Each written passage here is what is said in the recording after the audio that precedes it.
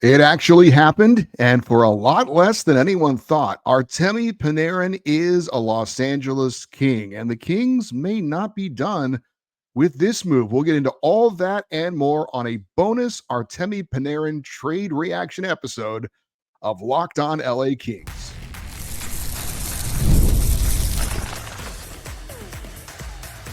You are Locked On Kings, your daily podcast on the Los Angeles Kings. Part of the Locked On Podcast Network, your team every day. Hey, Kings fans, welcome to Locked On LA Kings, part of the Locked On Podcast Network, the number one sports podcast network, your team every day. Thanks for making Locked On LA Kings your first listen every day. We are free and available wherever you get your podcasts and on YouTube.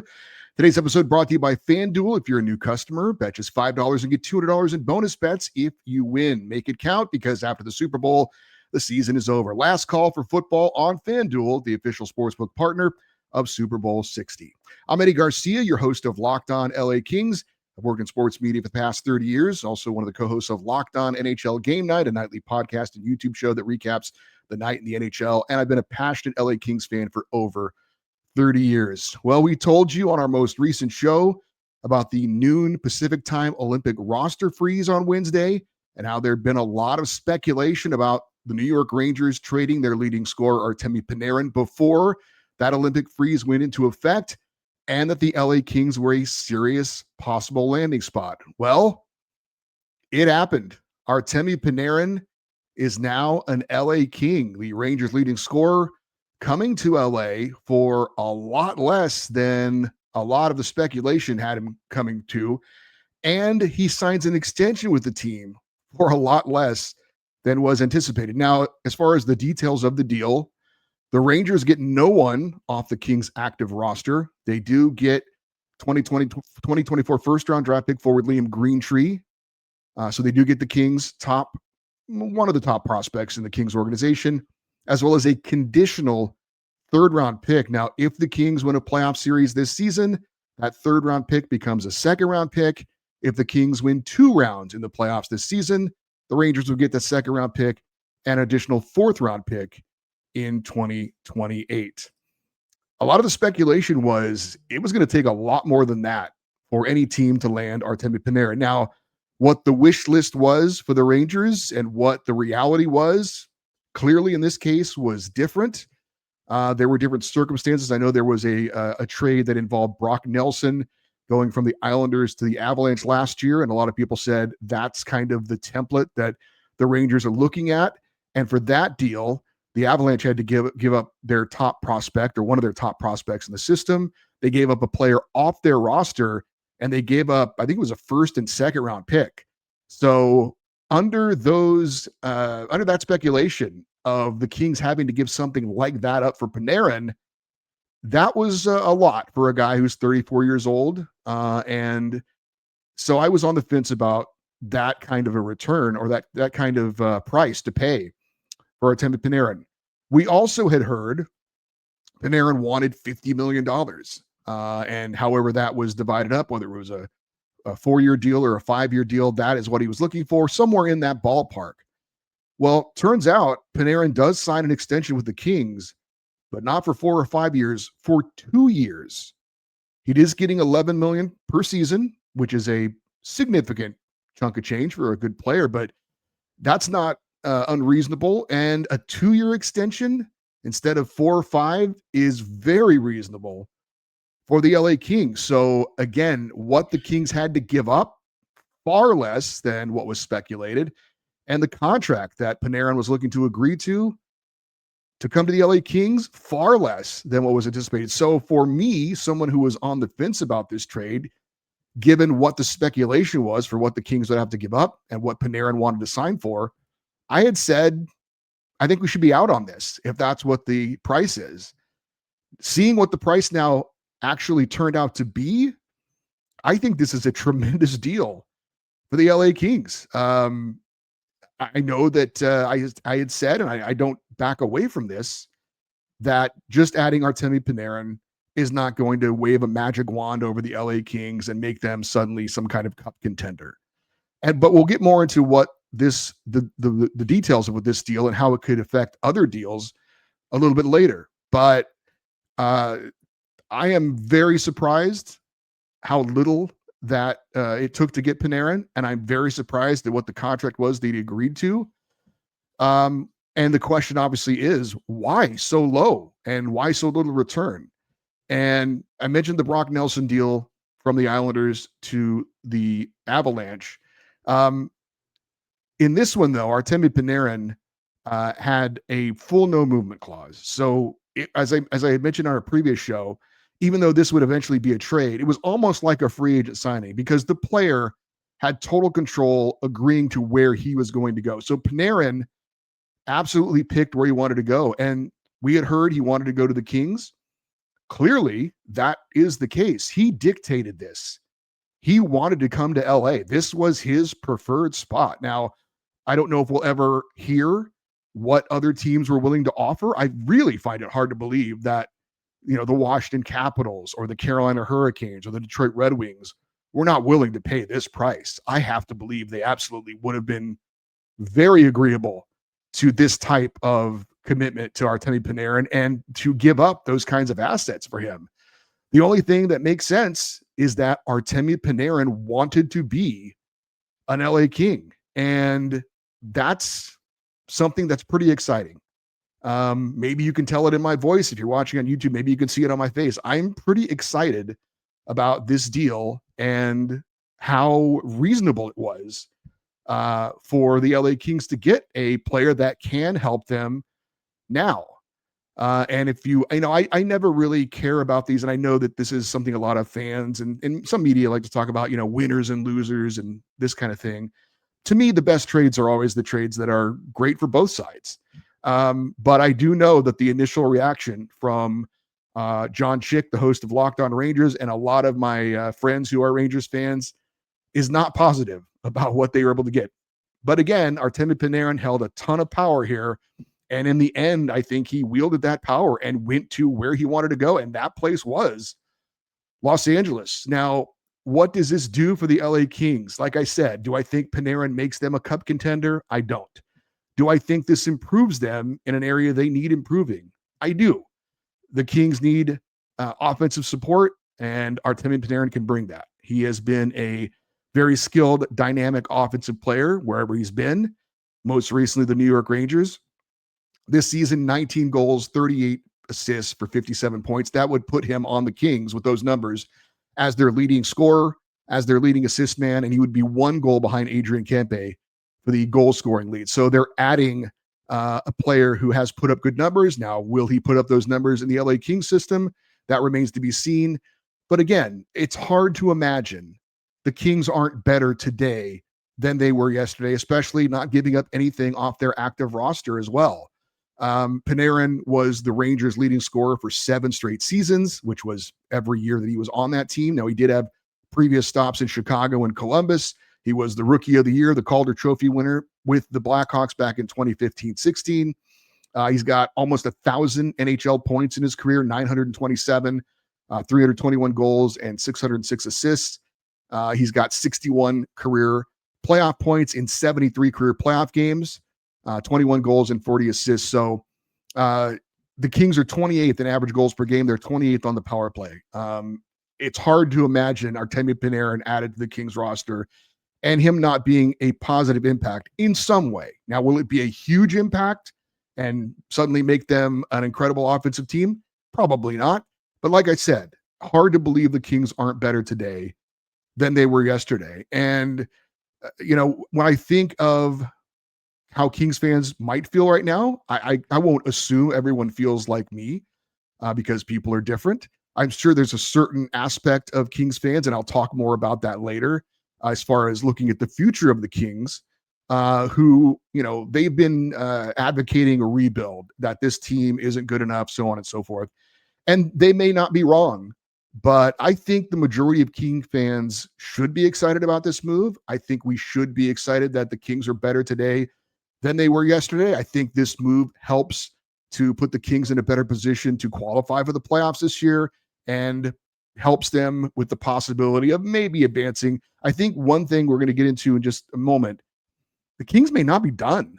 With this deal and the assets that they didn't have to give up and the cap space that they will still have, and if they move out some roster players, additional cap space as well, I think there is still room for the Kings to make additional moves to help out them offensively. And if they can add another somewhat of an impact player, who knows? So, like I said, Kings are better off today than they were yesterday. I think Ken Holland did an amazing job in his first major move as Kings GM. We'll talk more about that coming up.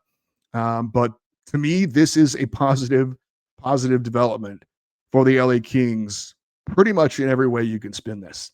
So where does Artemi Panarin specifically fit into the Kings lineup? And again, could the Kings be looking to make additional moves? We'll get into that next here on Locked On LA Kings, your team every day.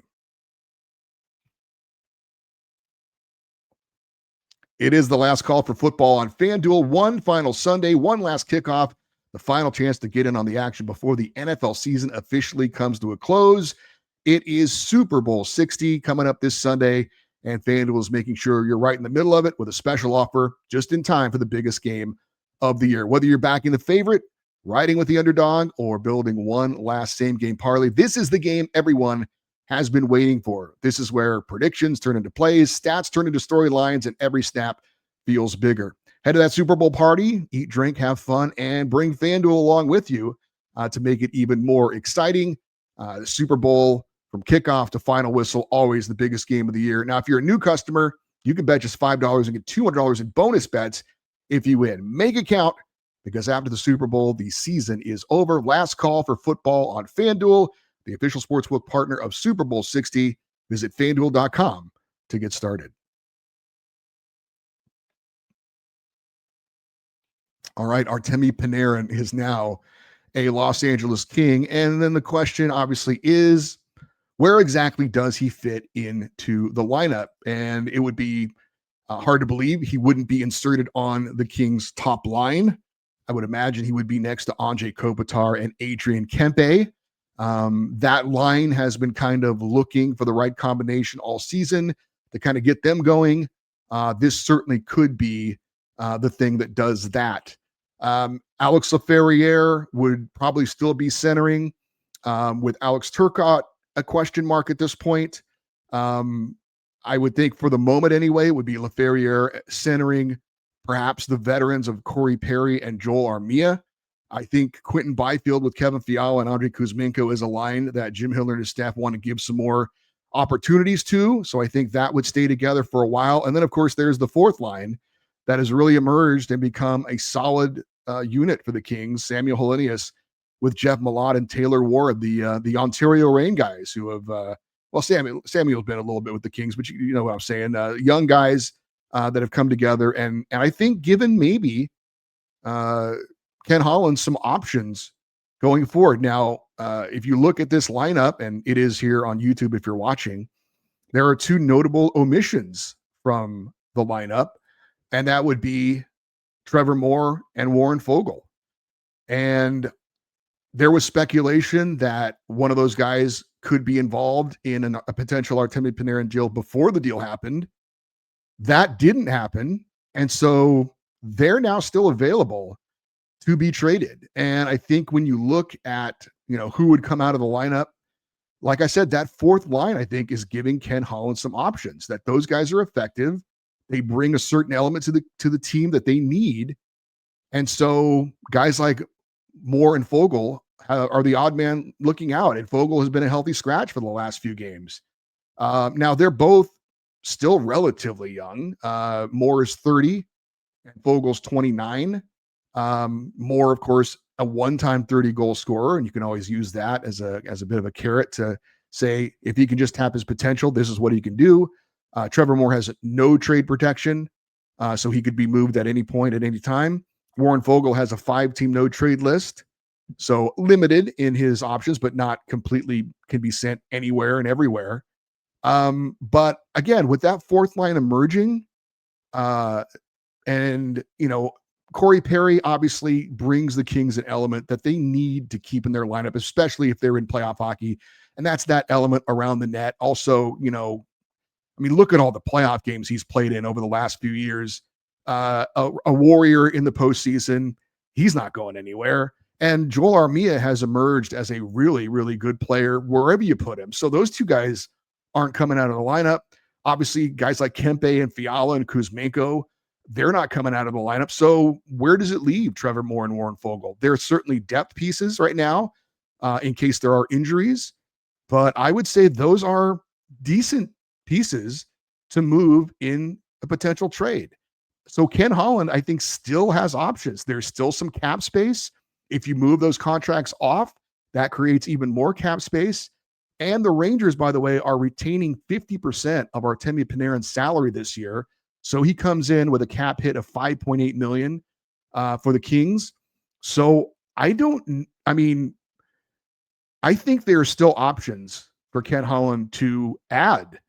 Now, whether he can or not, we'll see. He obviously has, I think already, even if he doesn't, I think that he's already made a major move to help improve the team. But like I said, I still think there are the possibility of other moves with Warren Fogle and Trevor Moore being part of the package. The Kings, remember, didn't give up any first or second round picks, at least initially, in this Panarin trade. There is the possibility that it could become a second round pick if the Kings win a first round playoff series, but those are still pieces in play for Ken Holland to use to go out and get another player to strengthen the Kings down the middle, maybe now and in the future at the center position. So not only did Ken Holland do a great job in adding a key piece, I think he's also kept his options open for the possibility of adding additional pieces.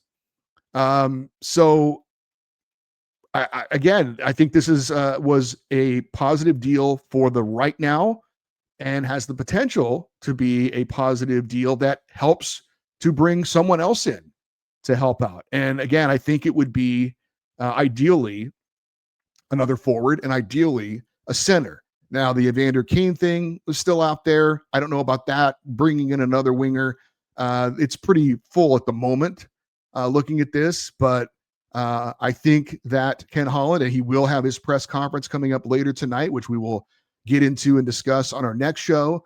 Certainly he will be asked the question, are you done? What else are you looking to do? I think, like I said, another center for depth down the middle would be exactly what the Kings need. If they could get somebody else like that could help fit the bill, then who knows? Maybe we look at this Kings team as more than just a team that could compete for a playoff spot or get into the first round and maybe be competitive there. So we'll see. But I Ken Holland's offseason moves going into this year, I think were certainly mixed. You talk about the contracts that were given to Cody Ceci and Brian Dumoulin.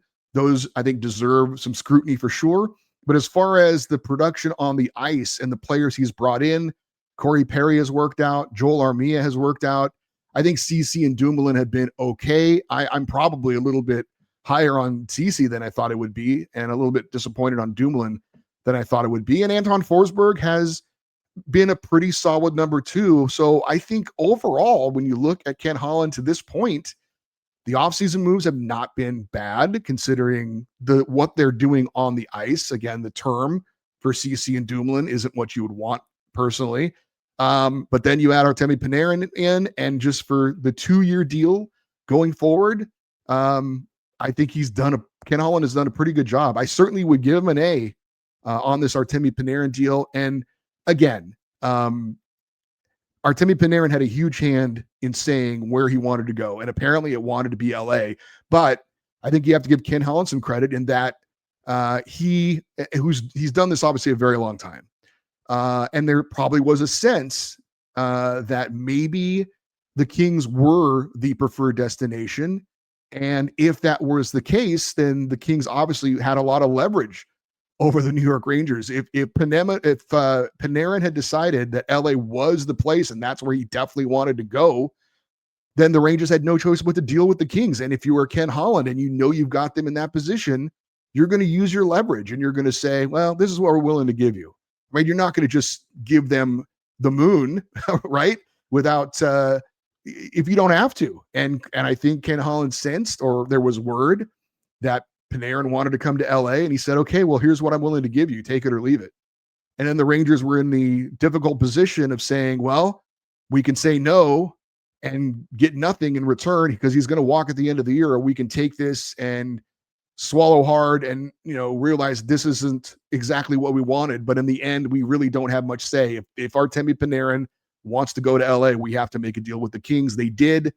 And again, Ken Holland may very well have used that leverage, gave up as little as he could, and he did. So a definite win for the Kings and Ken Holland. Again, doesn't mean that they're suddenly a Stanley Cup contender, but they're better today than they were yesterday. And again, I think there is the potential. There is the availability that Ken Holland is not done, that there can be another move coming up for the LA Kings. Now, what does this move mean for the future of the Kings? We'll get into that next here on Locked On LA Kings, your team every day.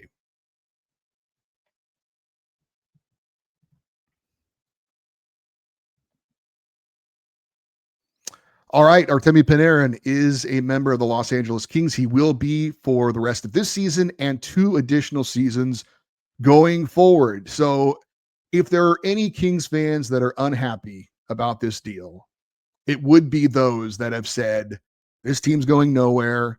We need to start the rebuild and kind of start over and start selling pieces and getting draft picks and getting prospects and things like that.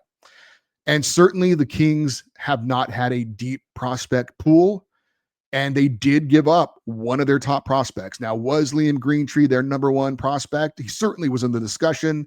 Maybe you talk Carter George. Obviously, Wojtek Šihas has asserted himself with what he did at the World Junior Championships.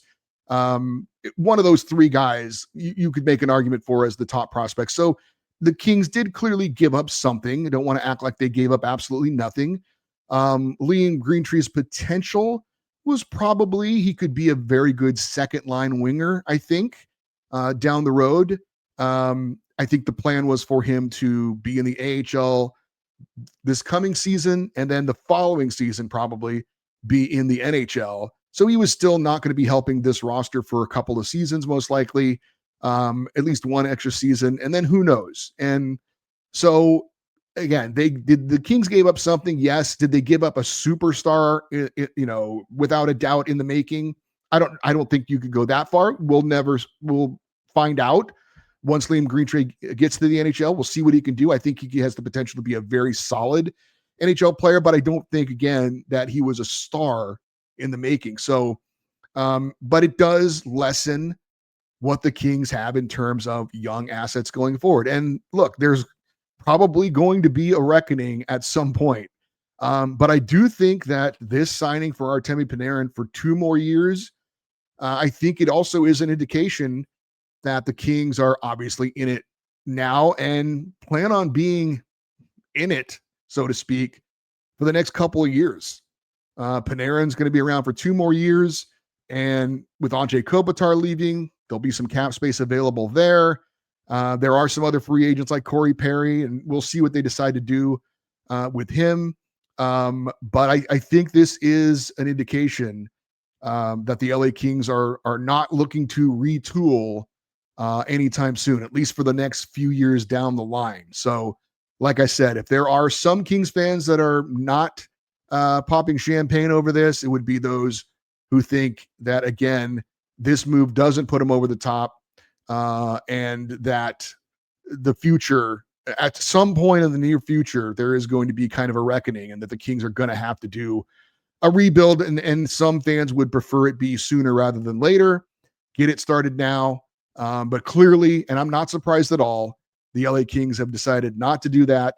And again, I think for the next couple of years, we're going to be into this kind of a philosophy with the team that they feel like they're good enough to be in the playoffs, and kind of we'll see what happens. So that's where we are.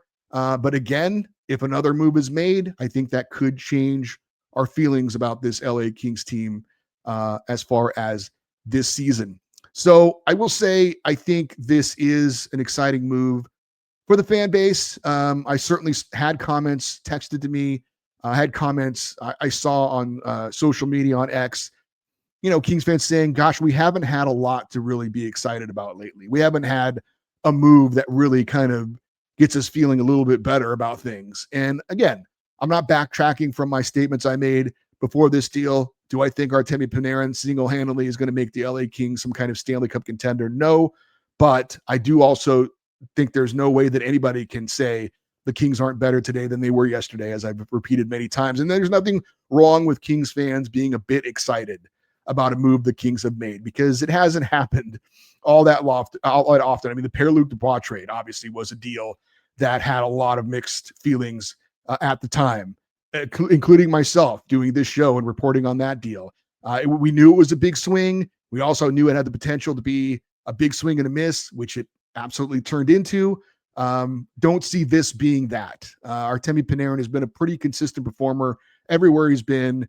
You know, Pierre-Luc Dubois had his ups and downs with multiple organizations, and it certainly didn't work out here. So optimism that Panarin can help the Kings, but maybe there's still work to be done. But I don't think there's anything wrong with Kings fans being excited in the moment about this move. And again, Ken Holland, give him full props. This was a great move on his part as far as what he gave up. And it was great that Panarin decided to sign for just 2 years.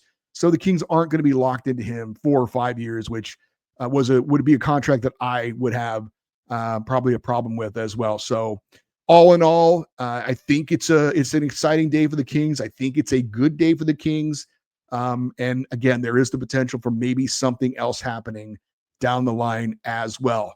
Well, the LA Kings are going to be in action tonight. They'll be taking on the Seattle Kraken in a big game, a battle for the second wildcard spot in the division. The Kings will have one more game coming up on Thursday in Vegas before the Olympic break, and it is anticipated that Artemi Panarin will make his LA Kings debut in Vegas against the Golden Knights. So certainly looking forward to that. The Bread Man, as they call him, if you're not familiar, obviously there's Panera Bread, the restaurants, and so he got that nickname a while back, the Bread Man. So the Bread Man has agreed to come to LA, and looking forward to seeing him hopefully on the ice against the Vegas Golden Knights coming up on Thursday. But Wednesday is first. We have Kings Kraken. Also, Ken Holland will be speaking before the game. In our next show, not only are we going to recap what happens in the Kings Kraken game, but also break down everything Ken Holland has to say about this big trade with the LA Kings getting Artemi Panarin. For you everydayers, those who listen to watch Locked On LA Kings, remember we have our fan feedback show at the end of the week. I'm sure you'll have lots of comments on this latest trade. If you'd like to get an email in for that show, lockedoneddie@gmail.com is the address, EDDIE. We always welcome you to leave your comments on this trade and everything else involved in the Kings. If you're watching on YouTube, in the comment section, and stay interactive with the show on social media, X, Twitter, Instagram, TikTok. We are at Locked On LA Kings. I'm Eddie Garcia. Thank you for listening and watching Locked On LA Kings, part of the Locked On Podcast Network, your team every day. Have a great rest of your day. We'll talk to you next time. And as always, go Kings, go.